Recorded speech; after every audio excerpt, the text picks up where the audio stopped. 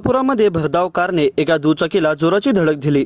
या धडकेमध्ये पती पत्नी गंभीर जखमी झाल्याची धक्कादायक घटना समोर आली असून अपघातानंतर कार चालक तिथून पळून गेला। गणेश दशरथ पात्रे वय वर्ष 40 राहणार तांदुळवाडी तालुका दक्षिण सोलापूर यांनी पोलीस ठाण्यामध्ये फिर्याद दाखल केली। 25 डिसेंबर 2023 रोजी सकाळी 11 वाजण्याच्या सुमारास मुळेगाव शिवारातील पेट्रोल पंपाजवळ कार क्रमांक KA 53 ME 4349 या गाडीच्या चालकाने भरधाव वेगात गाडी चालवून समोर चाललेल्या मोटरसायकलीला जोराची धडक दिली। या धडकेत पती व पत्नी हे दोघे गंभीर जखमी झाले असून अपघातानंतर लोकांनी त्यांना खासगी रुग्णालयात नेऊन उपचार केले।